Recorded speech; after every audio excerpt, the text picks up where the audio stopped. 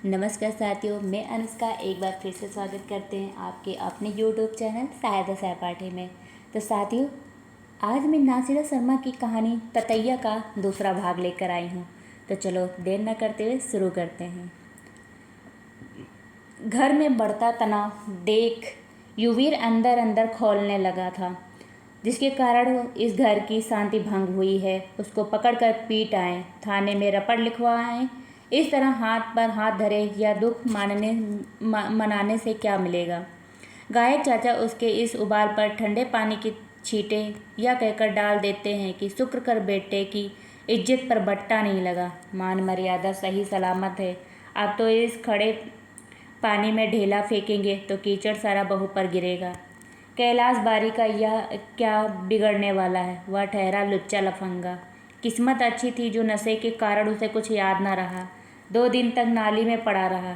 अब जो याद दिलाने बैठोगे तो वह उसे आरोप समझेगा।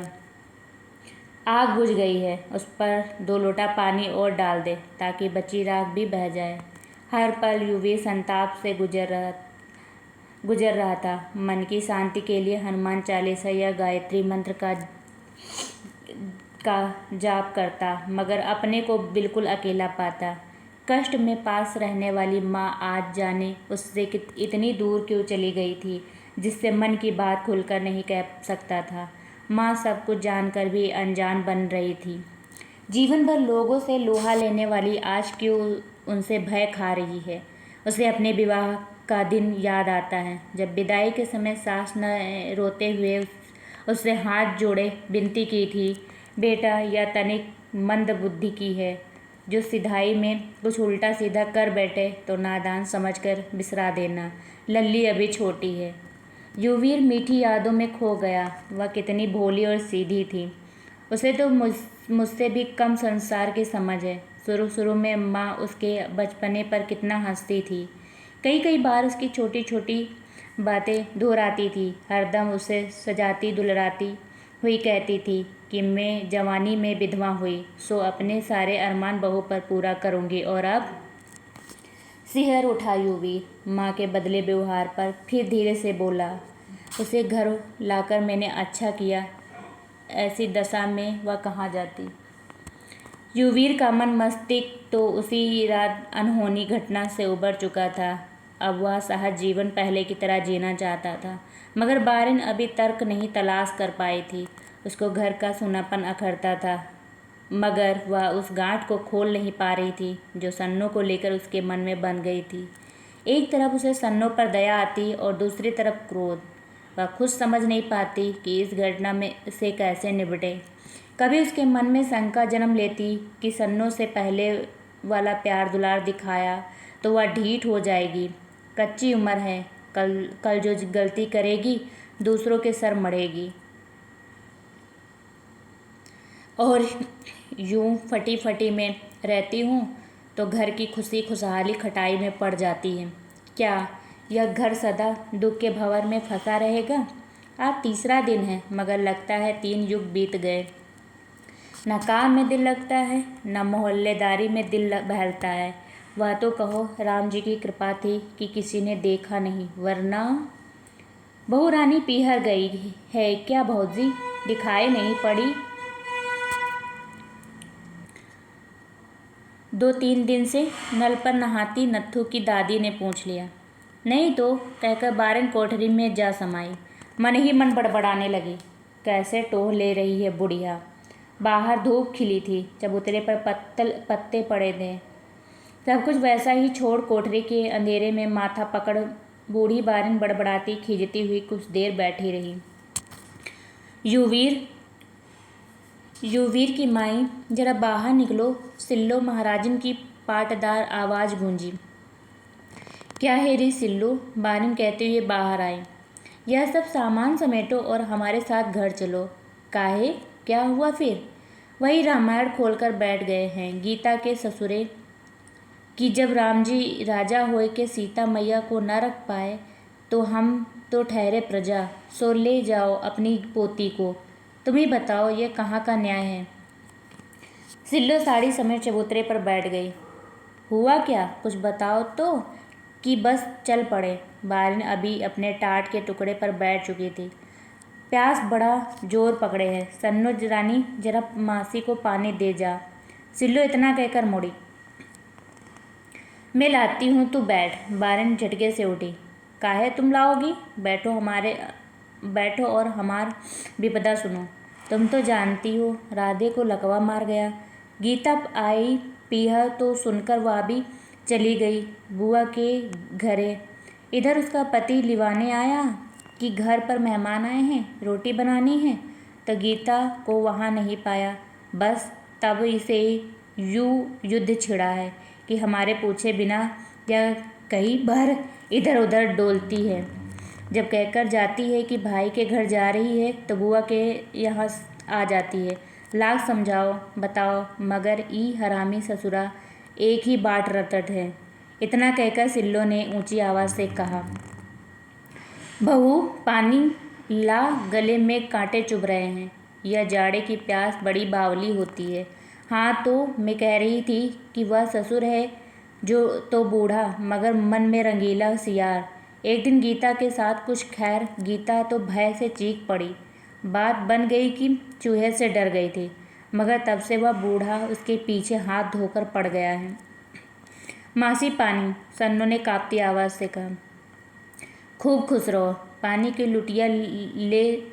जो सिल्लो महाराजी ने सन्नो को देखा तो झटके में आ गई। मुड़कर बारिन को देखा, फिर सन्नो की उदास काया ताकी। बहू बीमार है क्या? नई सुहागन और यह बहरूप, न पैर में न कमर में, ऊपर से मैली गुजली धोती। थू थू, मेरे मन में तो बड़ा बुरा विचार आया। जा बहू कपड़े बदल कर आ।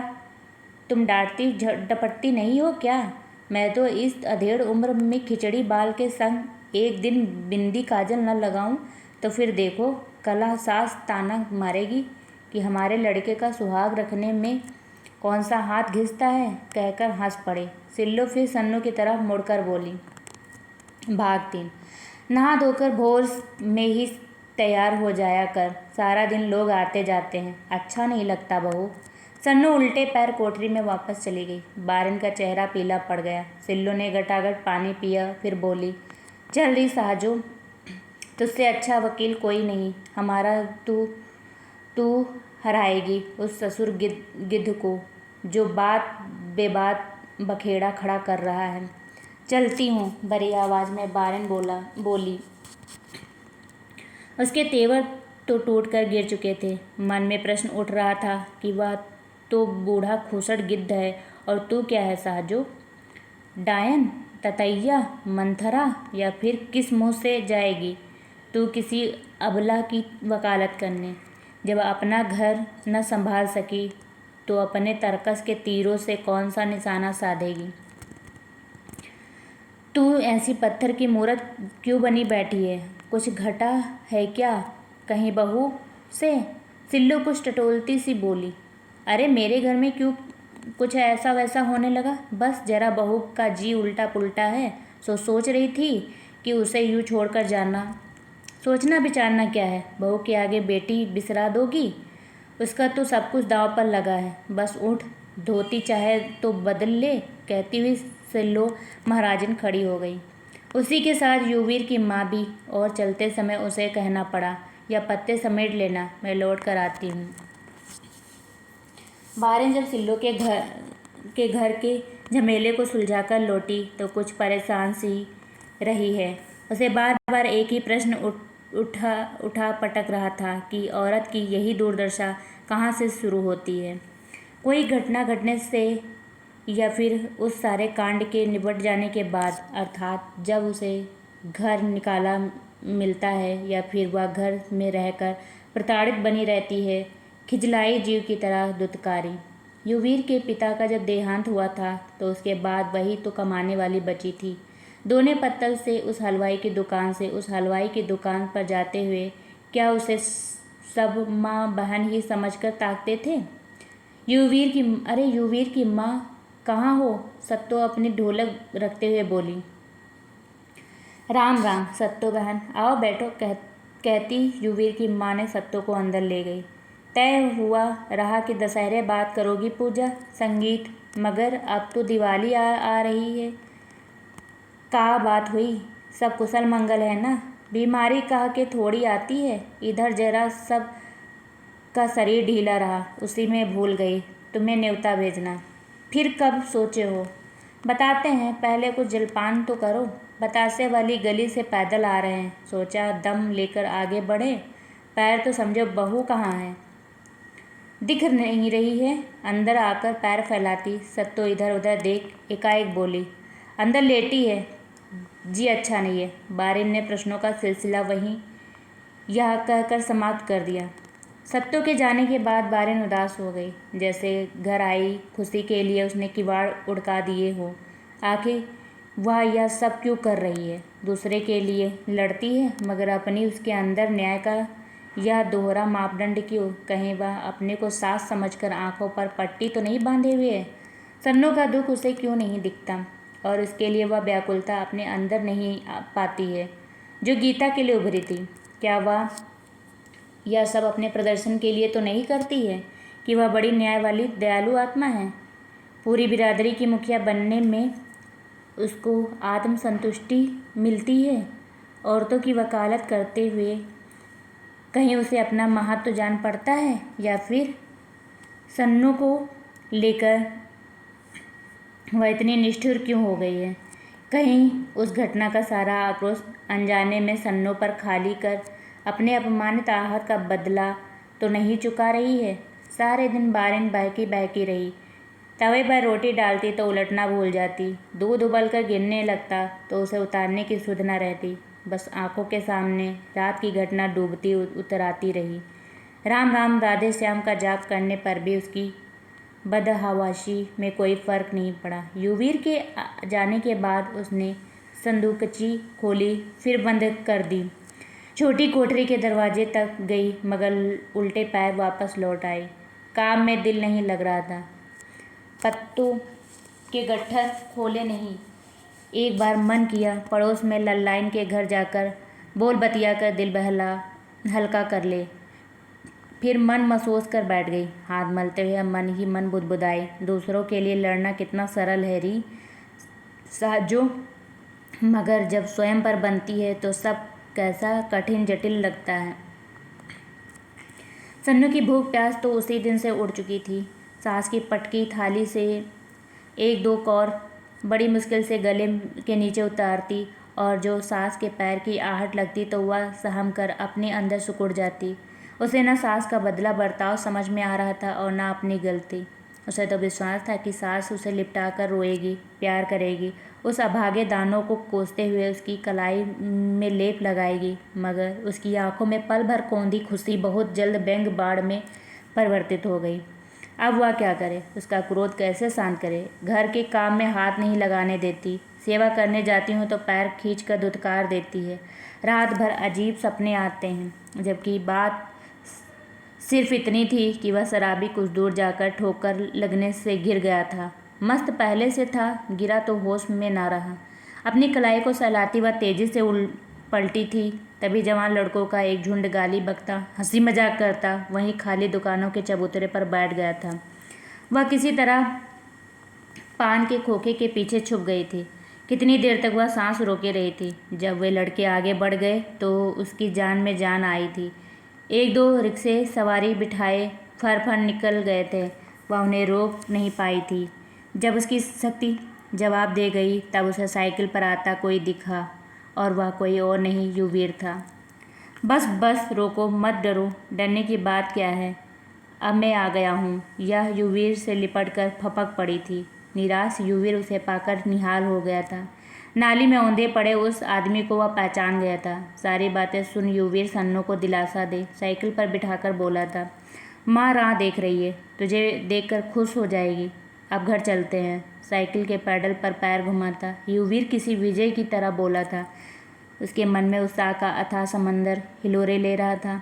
सप्ताह दबे पैर गुजर गया। सन्नो उस काल कोठरी में सजा झेलती सोच रही थी कि वह मर जाती तो कितना अच्छा होता। भूख, मतली, शर्म और ऊपर से हर रात उस शराबी का सपना उसे भयभीत किए रहता था।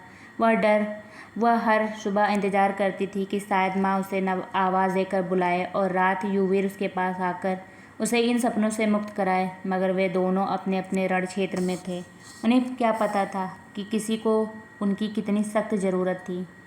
सोना चुड़हारिन के घर आज छठी थी। साजो बारिन का भी न्योता था।